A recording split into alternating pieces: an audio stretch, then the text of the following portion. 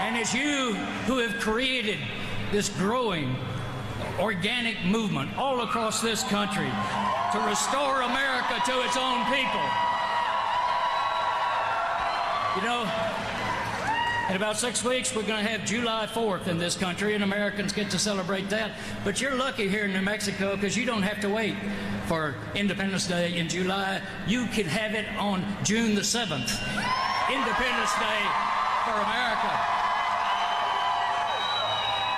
Bernie Sanders is our 2016 Declaration of Independence.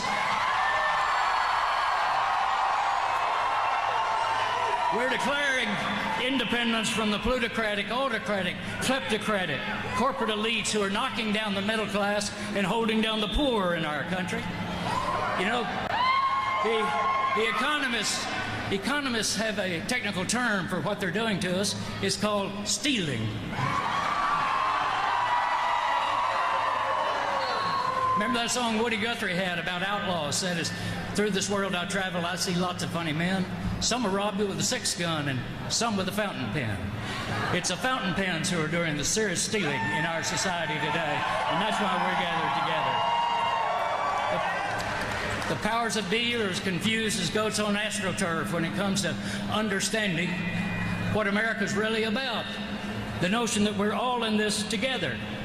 And by the powers that be, I'm talking about the downsizers and privatizers. I'm talking about the Walmart wage whackers and the big oil frackers. I'm talking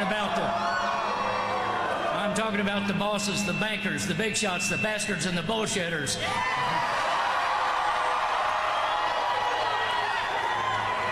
They think they're the top dogs, and we're just a bunch of fire hydrants out here in the countryside, you know. But, you know, nothing's going to change from that freak show that the Republicans are running over there in that primary.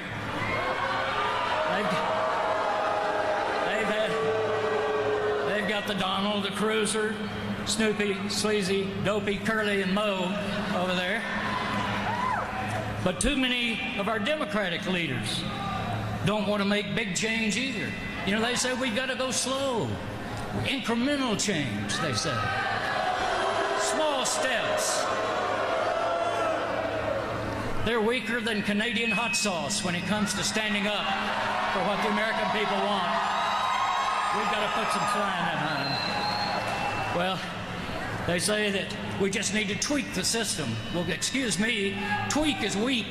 You know, we can't just tweak the system. The system is broken, economic and politically. It's broken.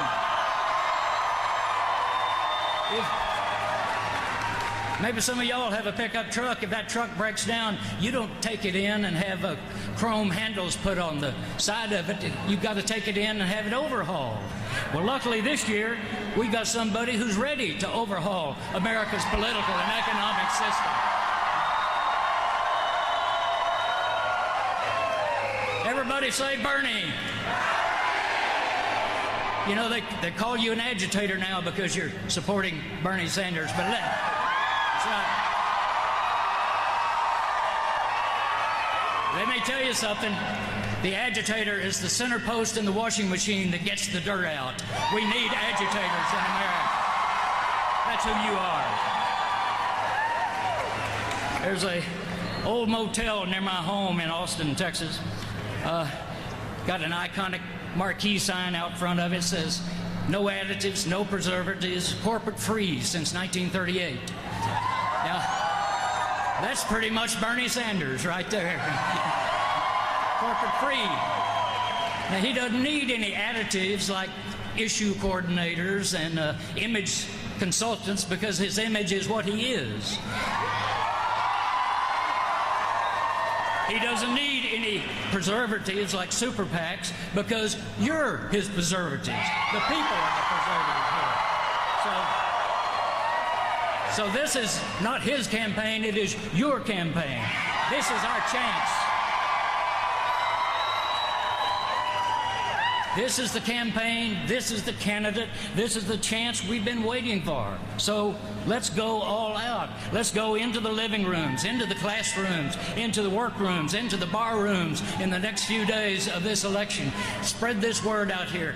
Get Bernie to win here in New Mexico, then we're in California, then we're on to the convention.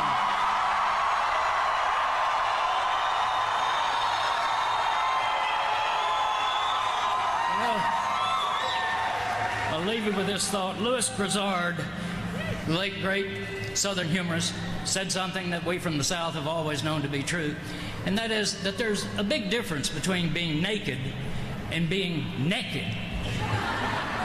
Being naked means you have no clothes on, but being naked, that means you have no clothes on and you are up to something. So I'm here to say, let's get up to something. Let's put Bernie Sanders in the White House and we'll all go in with him. Here he is, Bernie Sanders, our man.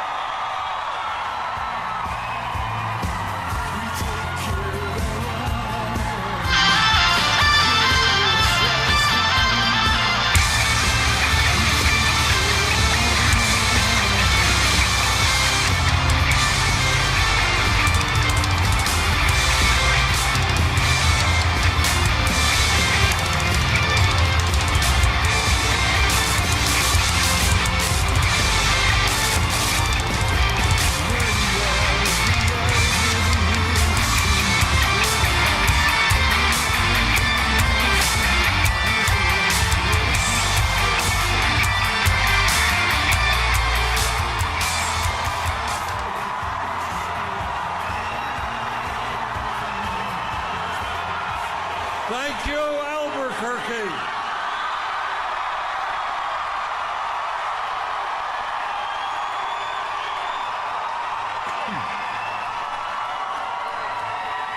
This is, if I may say so myself, this is a huge town.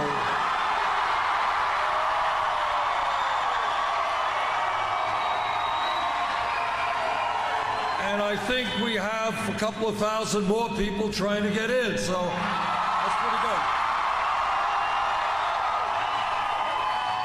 Let me begin by thanking the Sweet Nations dance group from the Native American Community Academy.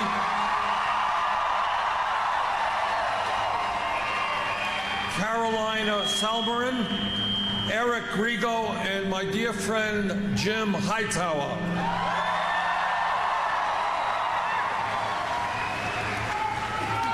It sounds to me, and it looks to me, like Albuquerque is ready for a political revolution.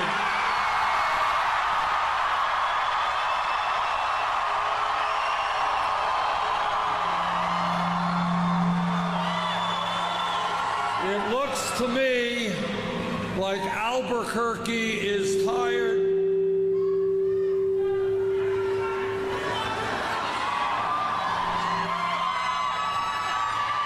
See, there's too much electricity in the air. That's what that's.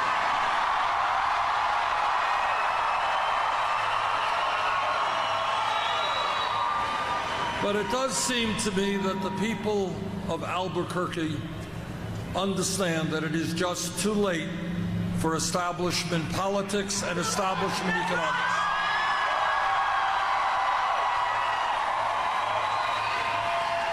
And that we want and we need and we must have a government that represents all of us and not just wealthy campaign contributors.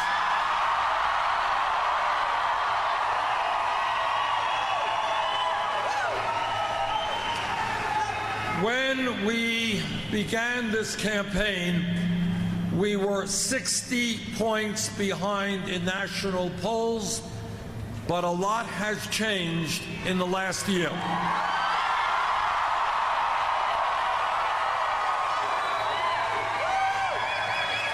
As of today, we have now won victories in 20 states.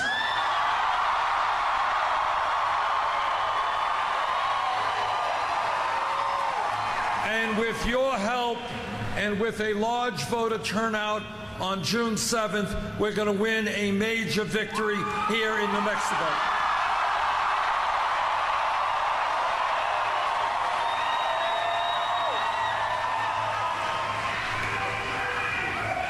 And what I am especially proud of throughout this campaign is that in virtually every primary and caucus that has been held, and there have been a lot of them, we have won the overwhelming majority of votes from young people.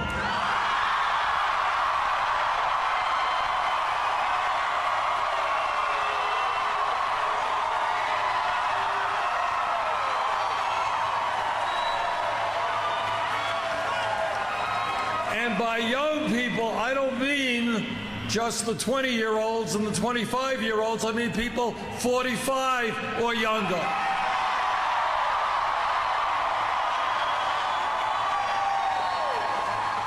See, and for the 20-year-olds, in 25 years, you're going to know 45 is really young also.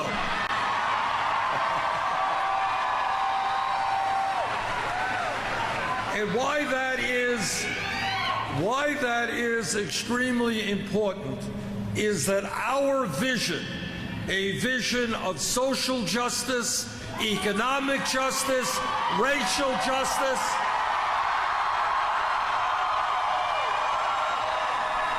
and environmental justice,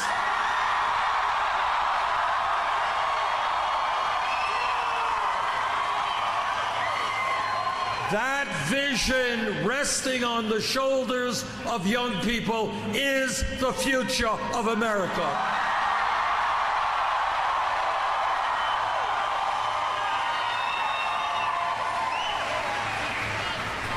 And let me tell you also, so there is no mistake about it, is we are in this fight till the last ballot is cast.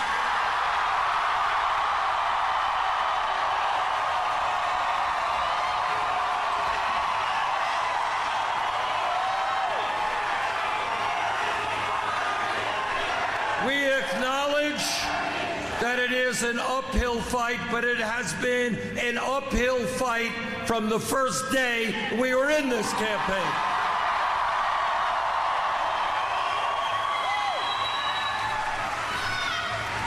Let me just say a word about where we are politically right now.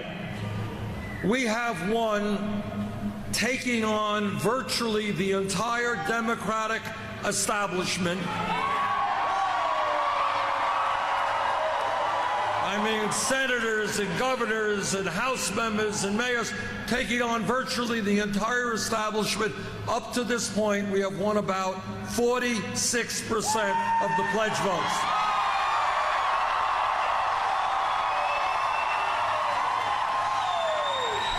In the last several weeks, we won great victories in Indiana, West Virginia, and Oregon.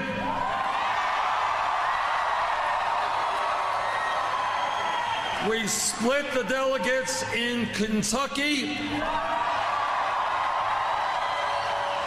And while I am not into speculation, I think we've got a great chance to win most of the states coming up on June 7th.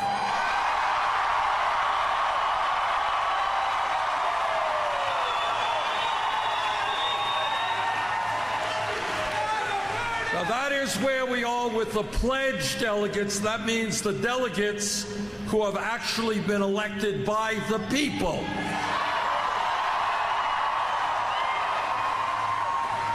But in the world of super delegates,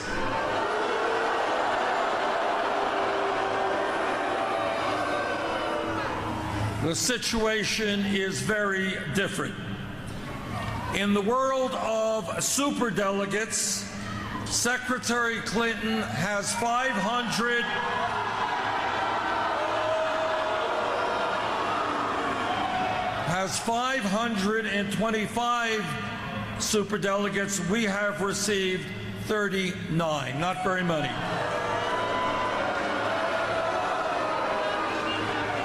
%93 of the superdelegates and the Democratic establishment have gone to Secretary Clinton.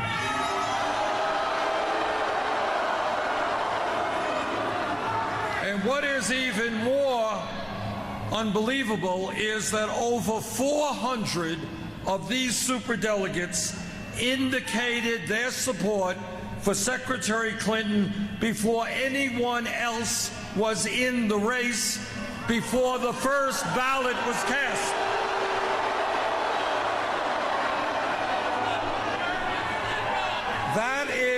That is what the anointment process is about, and it is a bad idea.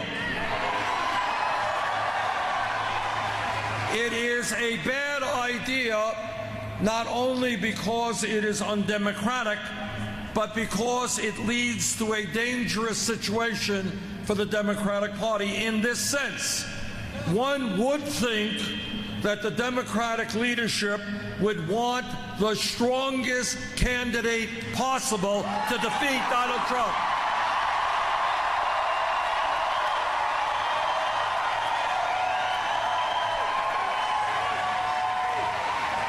Now, we all agree that Donald Trump would be a disaster for this country and must be defeated. And I would hope we would all agree that we want the strongest Democratic candidate to go forward and to beat him.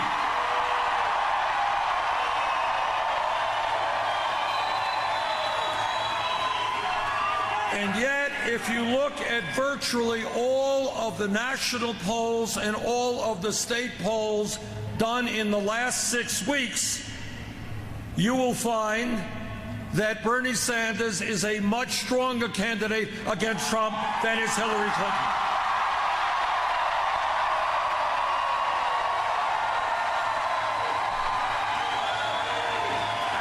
Just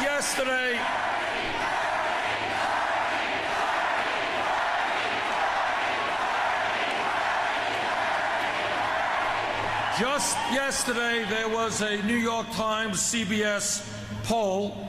It showed Secretary Clinton defeating Trump by 6 points. It showed us beating him by 13 points.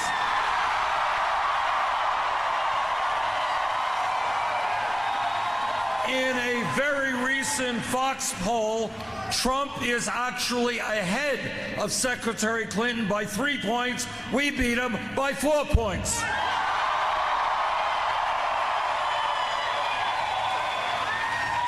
And that is true in state after state after state. We are, and by we I mean our campaign, is the strongest campaign to defeat Donald Trump.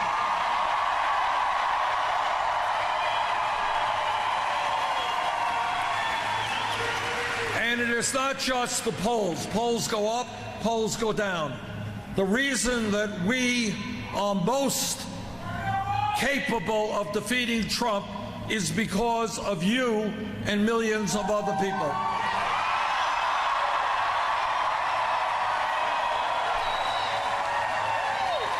Our campaign, according to any and all objective observers, we have the energy, we have the excitement, we have the grassroots activism.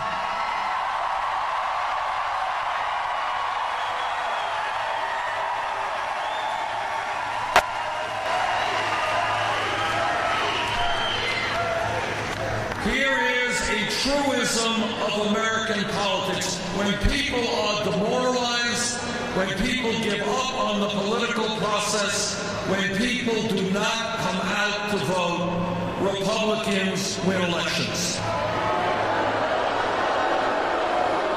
When people are prepared to stand up and fight for their kids and their parents,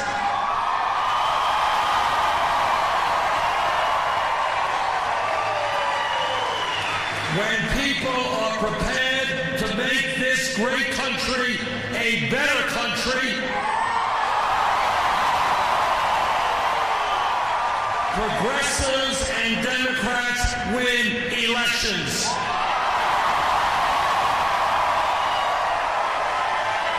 Our campaign is the campaign of energy. Our campaign will create a large voter turnout in November. Our campaign will defeat Donald Trump.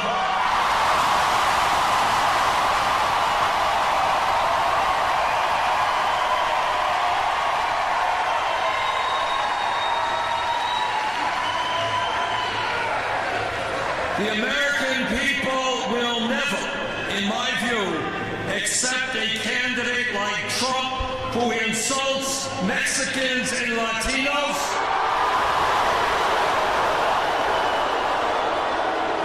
who insults Muslims, who insults veterans and women, who as a leader of the so-called birther movement tried to delegitimize the first African-American president we have ever had.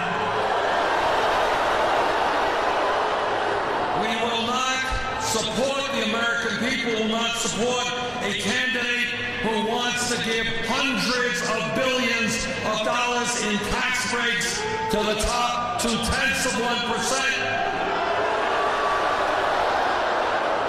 while throwing many millions of people off of their health insurance. The American people will not support a candidate who recklessly talks about using nuclear weapons and who seems to change his mind every day on virtually every issue.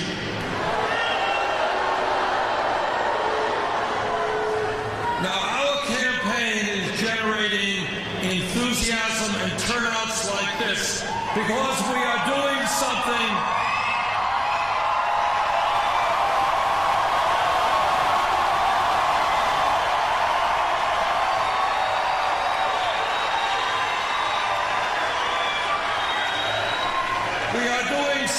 quite unusual in contemporary American politics.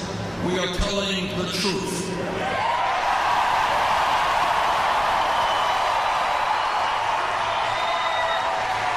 Now, the truth, whether in our personal lives or politically, is not always something we want to hear. It's not always pleasant.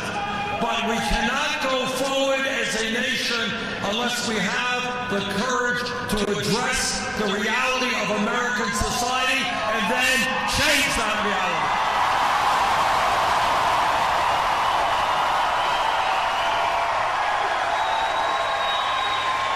And here is the truth.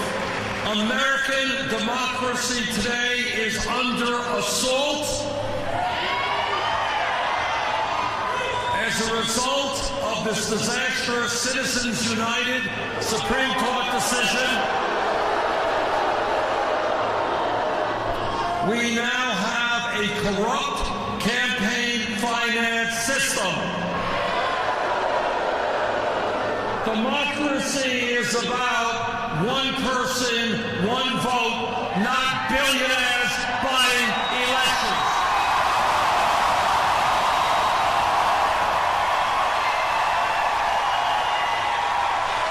Democracy is not about a billionaire like Sheldon Adelson providing large sums of money to another billionaire like Donald Trump.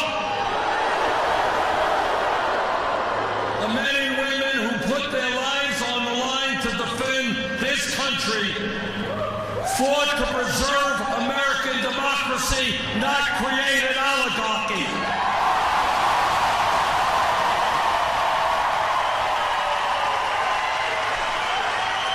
Together we are going to do everything we can to end the process by which a handful of billionaires now control our political and economic systems.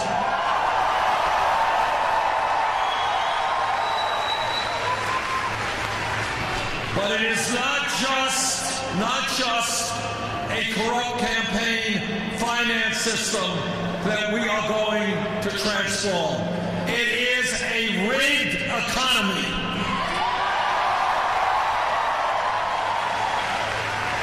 Now, what I'm going to tell because you have a media controlled by large multinational corporations. But here is the reality of American society today. The top 1/10% now owns almost as much wealth as the bottom 90%. The 20 wealthiest people own more wealth than the bottom half of America, 150 million people.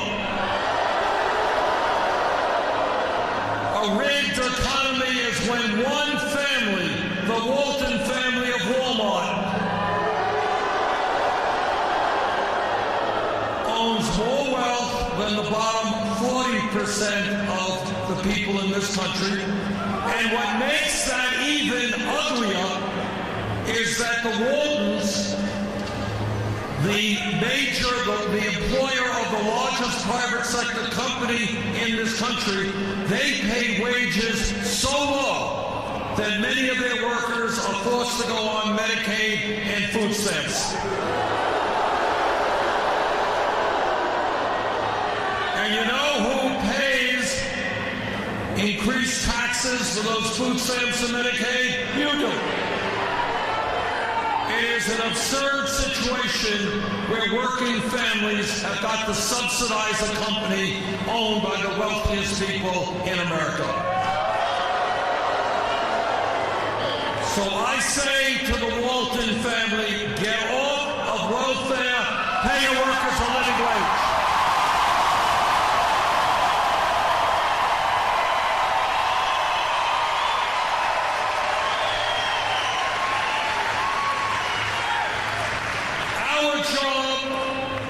Is to create an economy that works for all of us, not just the 1%.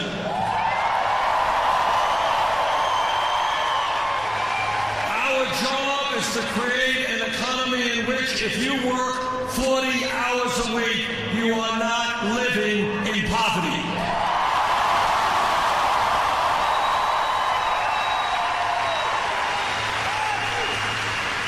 Therefore, if elected president, I will do everything I can to raise the national minimum wage to $15 an hour.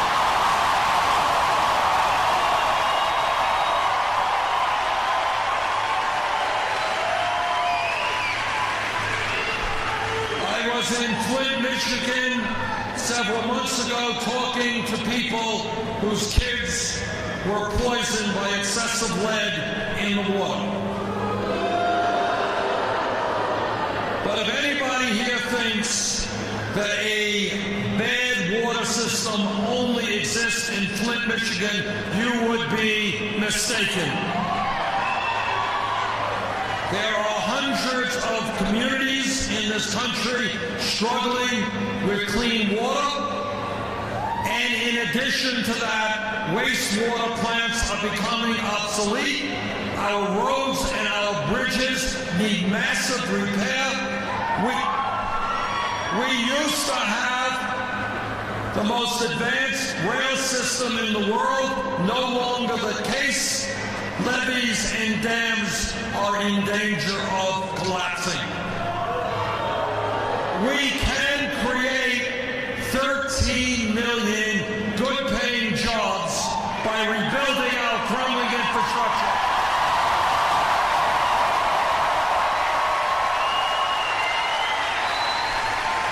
And that is what I intend to do. When we talk about why it is that the middle class in America is disappearing and why we have growing income and wealth inequality, one of the reasons is a disastrous set of trade agreements that have cost this country millions of good-paying jobs.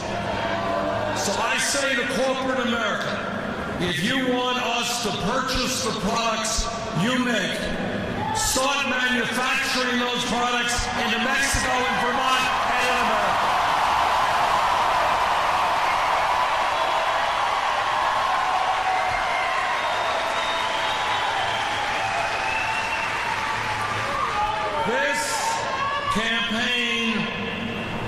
is dealing not just with a corrupt campaign finance system and a rigged economy, we are also going to fix a broken criminal justice system.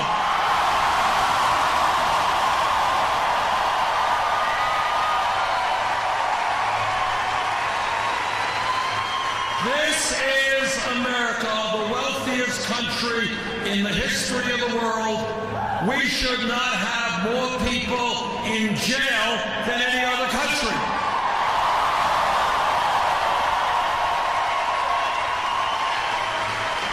It is not acceptable that we are spending $80 billion a year to lock up 2.2 million Americans, disproportionately African American, Latino, and Native American. In my view, in communities across this country, in inner cities and in rural communities where youth unemployment is 30, 40, 50%, we must invest in our young people in jobs and education, not jails and incarceration.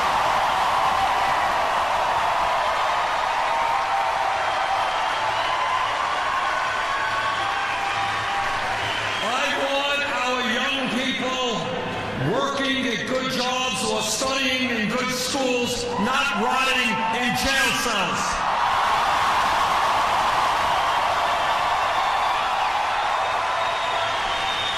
And when we talk about a broken criminal justice system, we have got to bring reform to local police departments all across this country.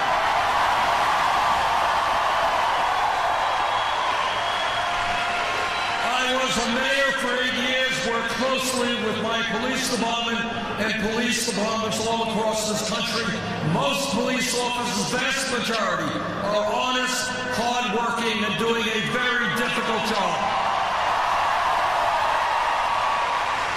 But like any other public official, if a police officer breaks the law, that officer must be held accountable.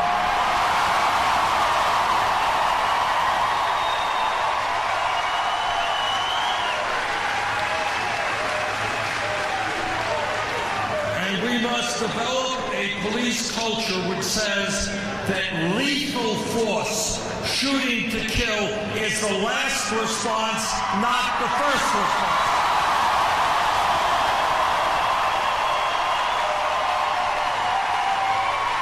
We have got to demilitarize local police departments. We have got to make local police departments reflect the diversity of the communities they serve. We have got to end private corporate ownership of prisons and detention centers.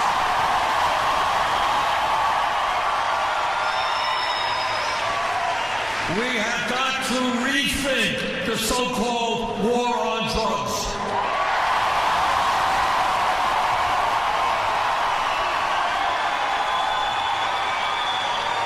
Over the last 30 years, millions of Americans have received police records for possession of marijuana. And if you have a police record and you're 19 years of age, it's kind of hard to go out and get a job. And it's a racial issue because blacks and whites do marijuana at about equal rates, but blacks get arrested 4 times more often than do whites. Right now, under the Federal Controlled Substance Act, marijuana is listed as a Schedule I drug. Right alongside of heroin. In my view, that is crazy, and that's why I've introduced legislation to take marijuana out of the Federal Controlled Substance.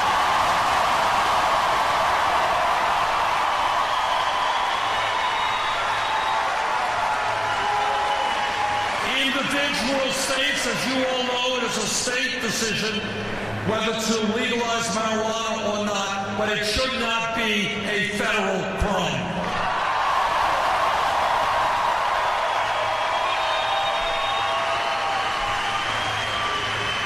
But when we talk about drugs, I think we all understand that in New Mexico, in Vermont, and all over this country, we have a crisis in terms of opiate and heroin addiction.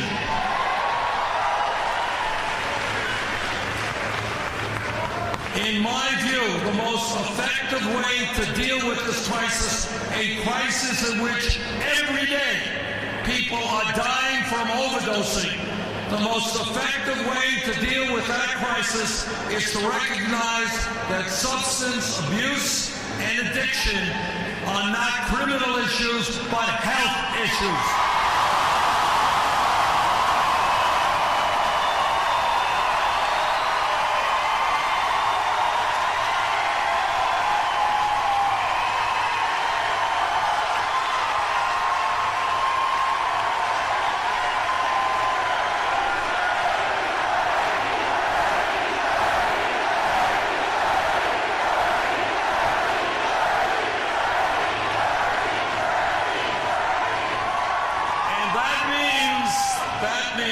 That we need a revolution in this country in the way we do mental health treatment.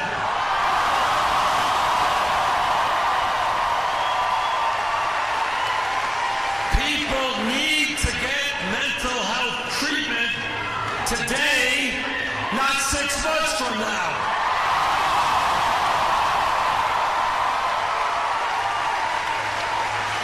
And it's not just substance abuse and addiction. There are thousands of people walking the streets of this country who are suicidal and are homicidal. We must provide them with the help they need now, not 6 months from now.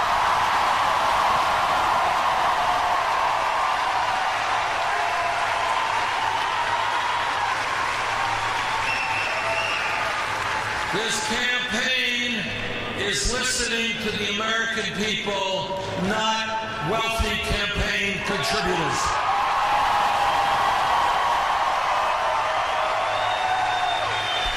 And one of the strong differences between Secretary Clinton and myself is we do not want a super PAC.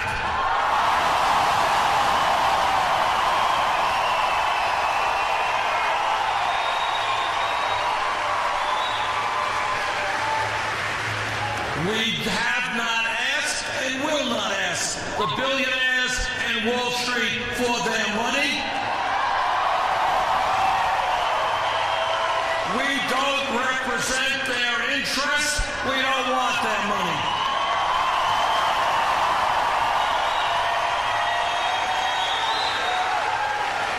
Instead, what we have done is gone to the American people for help, and we have now received almost 8 million individual campaign contributions.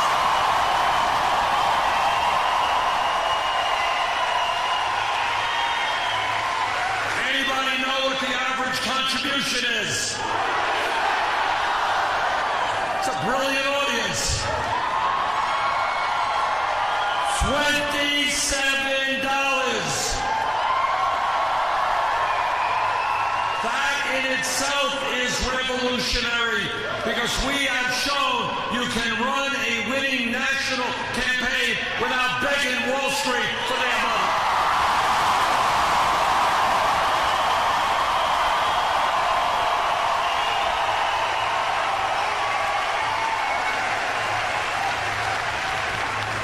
Secretary Clinton has gone a different direction. She has a number of super PACs. The largest one has raised some $15 million already from Wall Street.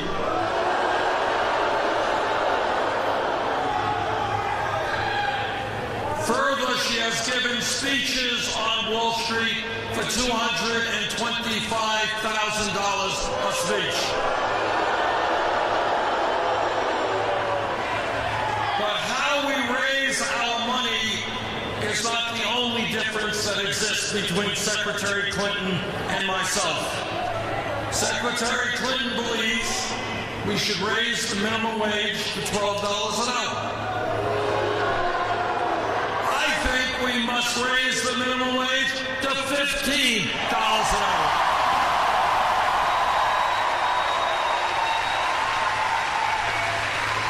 I believe that climate change is one of the great global crises we face.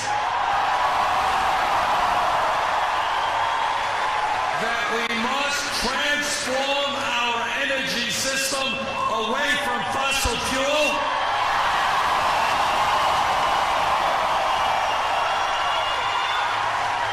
into energy efficiency and sustainable energy.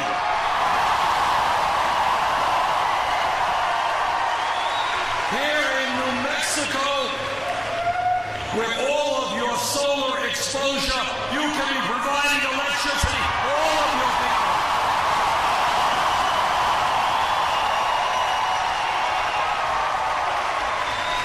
And one of the best ways, among others, to get off of fossil fuel is to impose a carbon tax on fossil fuels.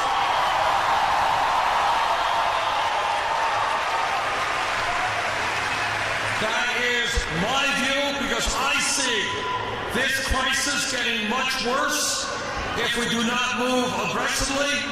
That is not Secretary Clinton's view. She does not support a tax on carbon. I believe that the issue of clean water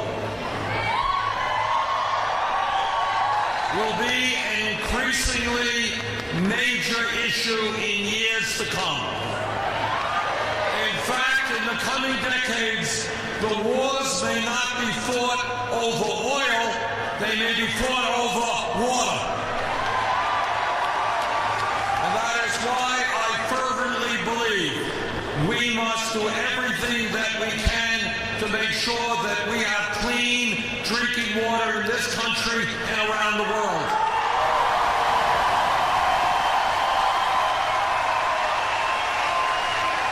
And that is why I support a ban on fracking.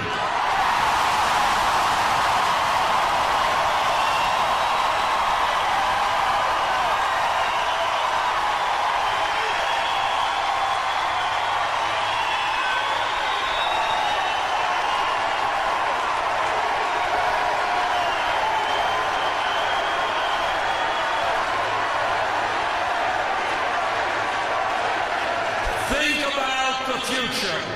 If we do not have drinkable water, we do not survive. Short-term profits for the fossil fuel industry are not worth destroying our water systems.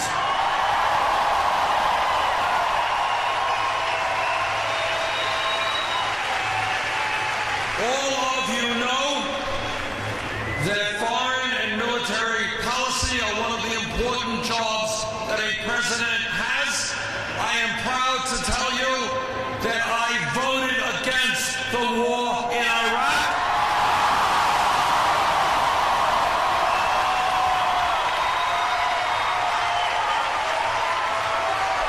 Secretary Clinton voted for the war in Iraq.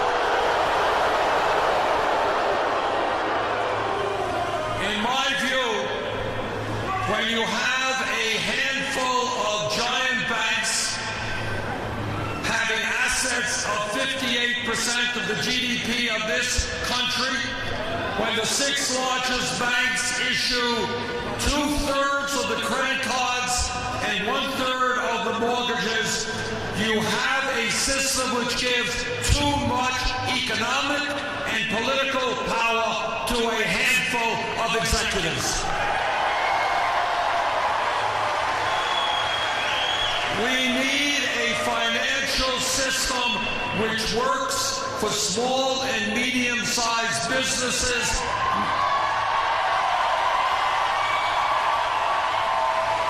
not a financial system which is an island unto itself, only concerned about their own profits.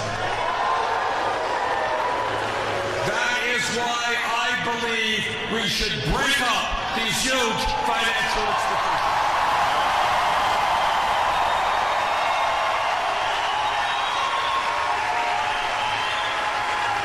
They have too much economic power, they have too much political power, and their greed and their recklessness and their illegal behavior have done and are doing incalculable harm to this country. I believe that we should break them up. Secretary Clinton does not. This campaign, instead of listening to Wall Street contributors, is listening to ordinary, hardworking Americans.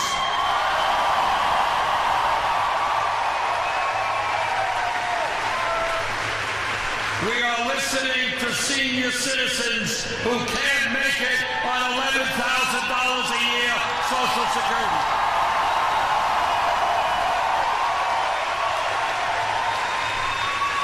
Republican colleagues, if you can believe it, want to cut Social Security.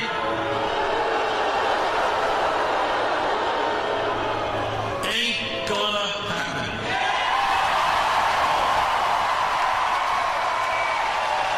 Instead, we're going to expand Social Security benefits.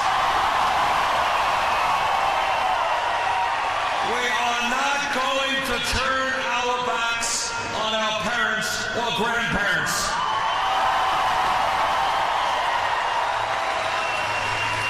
This campaign is listening to women.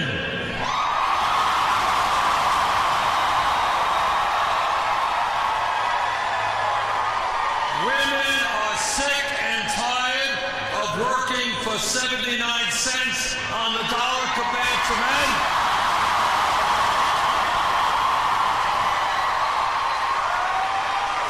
They want the whole damn dollar.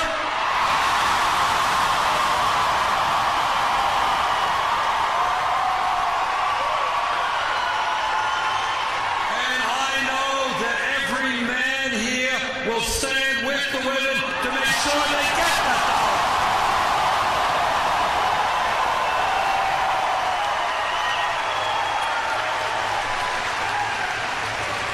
And women have also noted that we have Republicans all over this country talking about family values.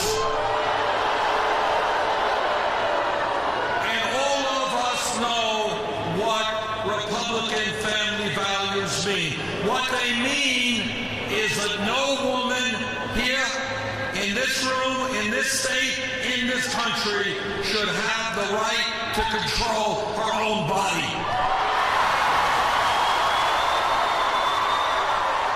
We disagree.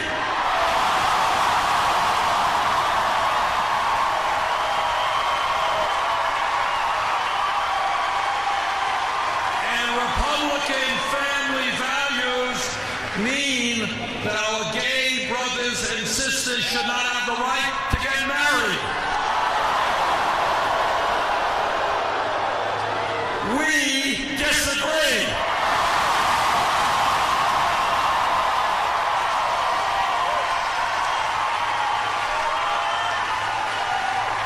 Jane and I have been married for 27 years.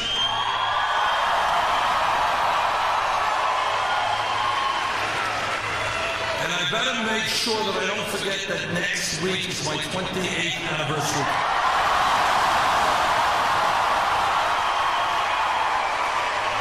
And if I come back to Albuquerque, make sure to remind me or I'll be in deep doo-doo. But Jane and I, we also believe in family values, but they are a different set of values than Republican family values. talk about family values, what we mean is ending the international embarrassment of the United States being the only major country on earth that does not guarantee paid family and medical leave.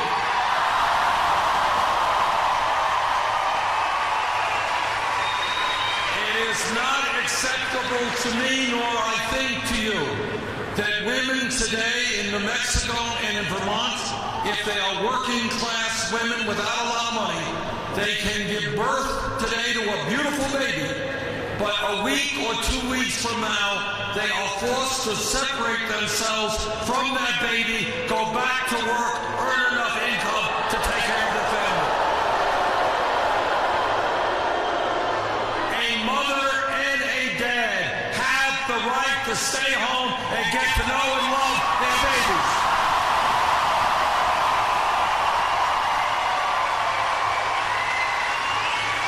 And that is why together we are going to pass paid family and medical leave 3 months.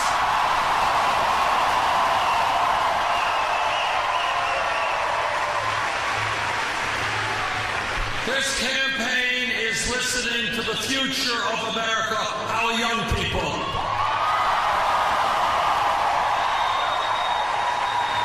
And they're telling me, why is it that after they do the right thing, go out and get the best education they can, why is it that they're ending up $30,000, $50,000, $70,000 in debt?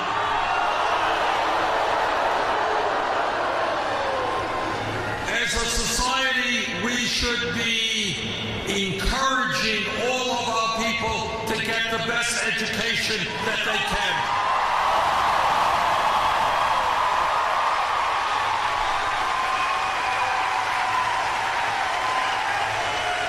We should be encouraging people to get an education, not punishing them.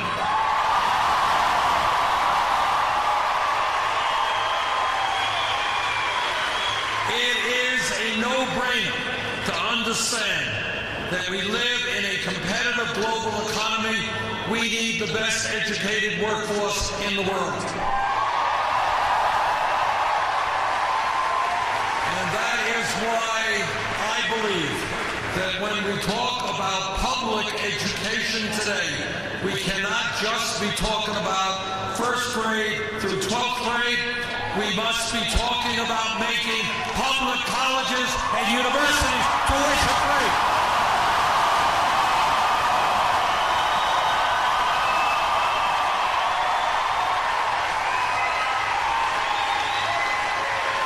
I grew up in a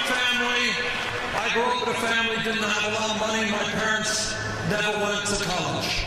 I want every kid in New Mexico and in Vermont and in this country, every child in the 4th grade and in the 6th grade, to understand that if he or she studies hard, takes school seriously, does well, that that child will be able to get a college education regardless of income.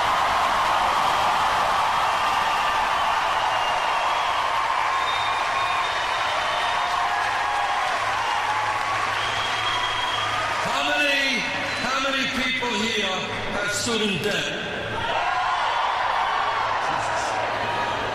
Welcome to the club. What we believe is that it is absurd, it is crazy, that millions of people in this country are paying significant parts of their income month after month, year after year, paying back their student debt. And sometimes they're paying that debt at interest rates of 6, 8, 10%. I believe that people with student debt should be able to refinance their loans at the lowest interest rates they can buy.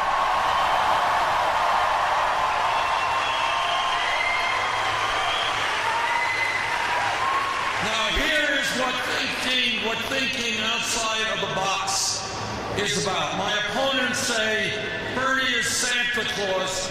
He wants to give away free tuition at public colleges and universities. He wants to substantially lower student debt. How is he going to pay for it? I will tell you how we pay for it. 8 years ago, after Wall Street's greed and illegal behavior nearly destroyed our economy, Congress, against my vote, bailed them out.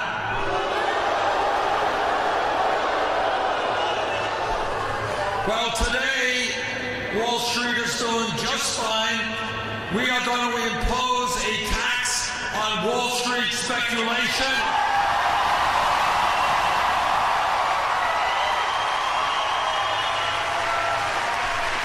Which will pay, more than pay, for public colleges and universities to be tuition-free and lower student debt substantially.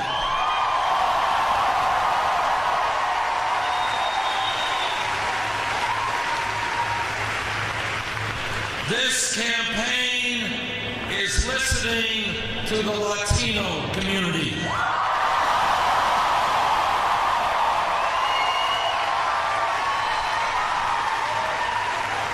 There are 11 million undocumented people in this country, and when you're undocumented, and when you have no legal rights, you are exploited every day on the job. You can't stand up to yourself. And that's what's happening. That is why I believe we need comprehensive immigration reform and a path towards citizenship.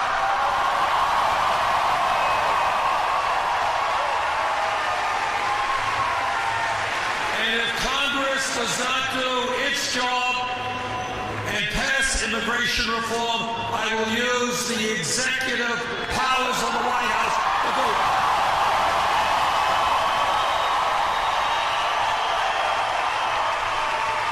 Our immigration policy must be to bring families together, not divide them.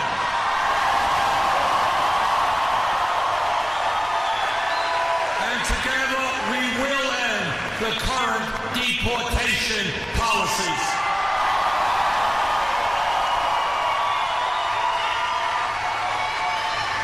This campaign is listening to the African American community. I have been all over this country. I've been to Flint, Michigan. I've been to Detroit, Michigan. I've been to Baltimore, Maryland. I've been to Philadelphia, Pennsylvania. And what I am seeing in inner cities in this country is not a pleasant sight. Unemployment rates off the charts. Poverty rates off the charts. Housing that is unaffordable. Communities that have no grocery stores or have no banks. And what the African American community is asking me, how come we have trillions of dollars to invest in a war in Iraq, but somehow we can't rebuild America's inner cities?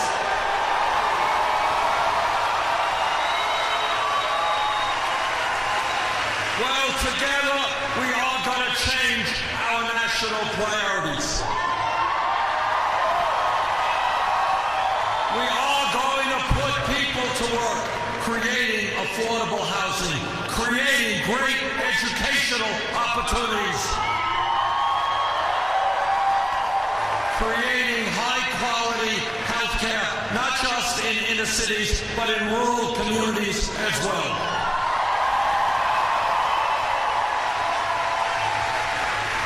This campaign is listening to a people whose pain is very rarely heard, and that is the Native American community.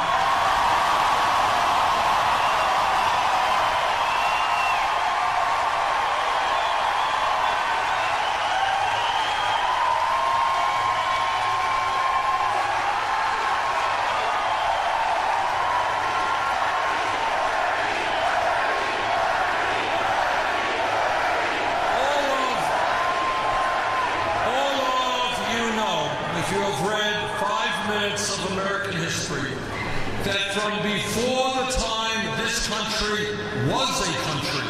When the settlers came here, the Native American people were lied to, they were cheated, and treaties they negotiated were broken.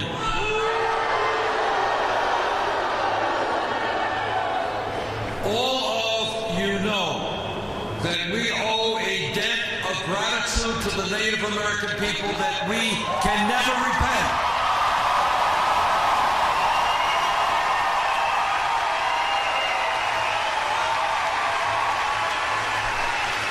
They have had a major impact on the best parts of our culture, and they have taught us a profound lesson that we cannot afford to ignore.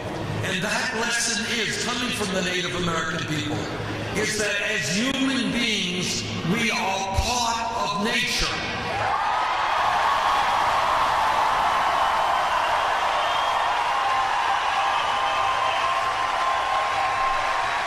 We must live with nature, not destroy nature.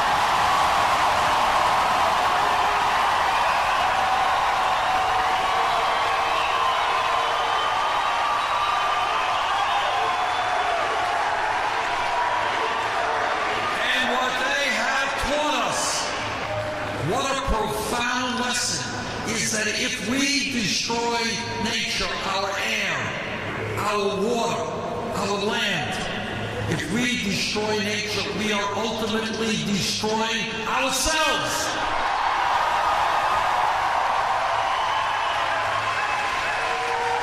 And yet, if you go to reservations around this country or Native American communities, what you find are people living with horrifically high levels of poverty and unemployment. Suicide rates for young people are beyond belief. I was in Pine Ridge Reservation in South Dakota a couple of weeks ago. The media doesn't talk about it much. But what I saw in South Dakota was a people living in third world conditions,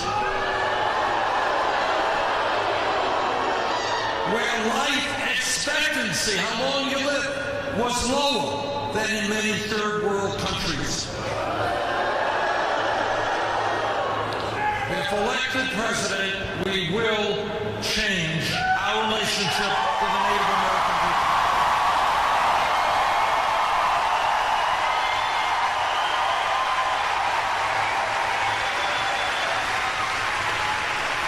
This campaign is about thinking outside of the box, outside of the status quo. It is about thinking big, what this country can become, not small.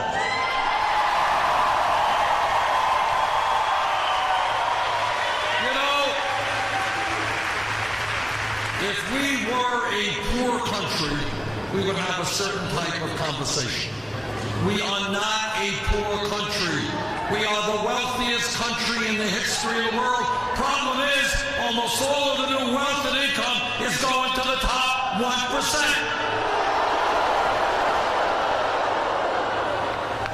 When we talk about thinking outside of the box, ask yourself how it happens that the United States is the only major country on earth not to guarantee health care to all its people. So let me be very honest and straightforward with you and tell you that I believe from the bottom of my heart that health care is a right of all people, not a privilege.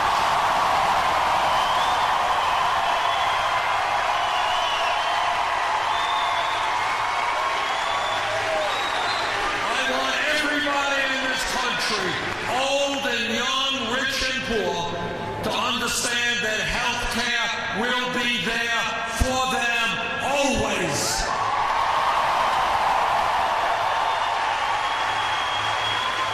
The Affordable Care Act has done some very good things, but we have got to go further.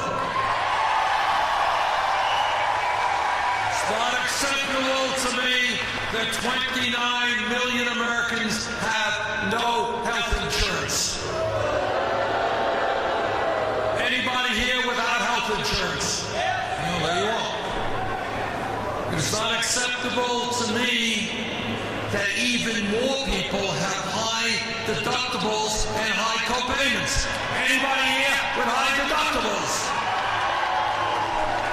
Well, what happens when you have no health insurance, or you have a high deductible, and if you have no money, you don't go to the doctor when you get sick.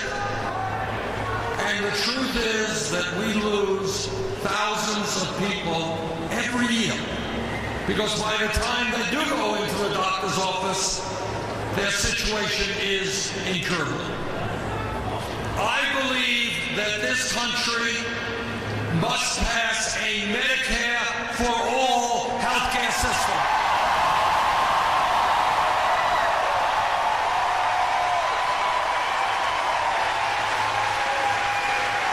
I believe we have got to take on the greed of the private insurance companies and the incredible greed of the drug companies who are charging us the highest prices in the world for medicine. Not acceptable to me that 1 out of 5 Americans who get a prescription from their doctor is unable to afford to buy that prescription. Not acceptable that seniors here in New Mexico are cutting their pills in half because they don't have the money they need to buy the medicine that they require. When we pass a Medicare for all healthcare system, we will substantially lower the cost of healthcare for middle-class families.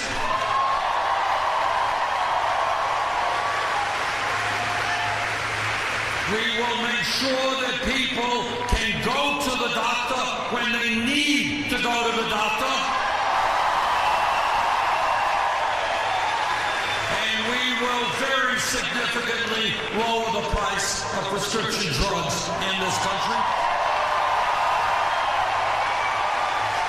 And I'll tell you something else that we do.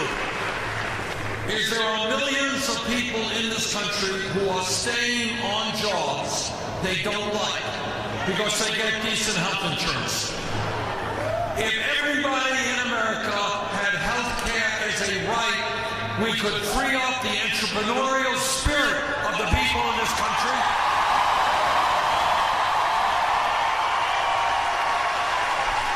People could go out and start great businesses without worrying that they won't have health insurance for their families.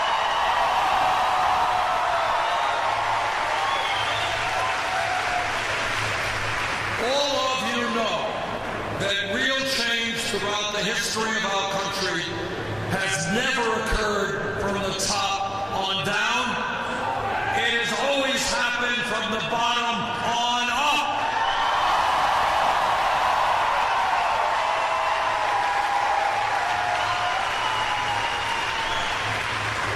When workers in this country 100+ years ago were working, forced to work 7 days a week, were fired arbitrarily when children were working in factories, workers stood up, formed trade unions, and said, we will not continue to be exploited.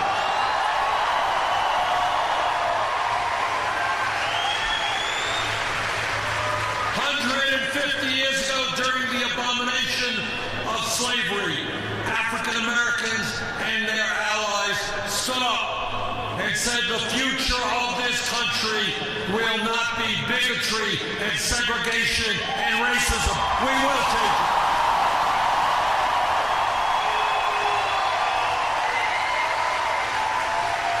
And many of those courageous people, they were killed. They went to jail. They were lynched. They lost their jobs, but they stood up for a new vision for America.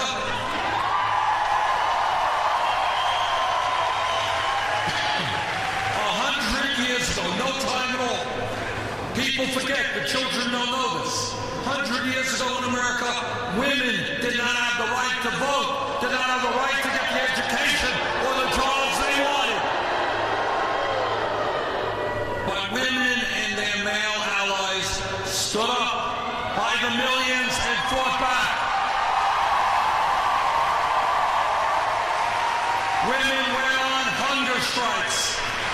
Women went to jail and some died to make sure that women in America would not be treated as second-class citizens.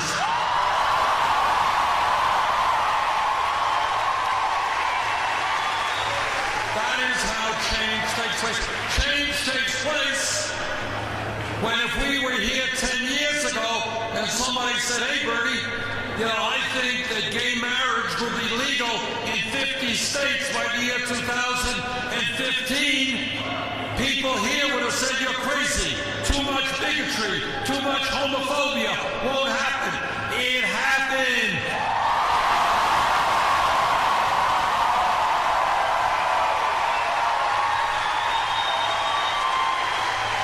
It happened because the gay community and their allies stood up against incredible hatred which still exists in part of this country today. But they stood up and proudly proclaimed that in America, our people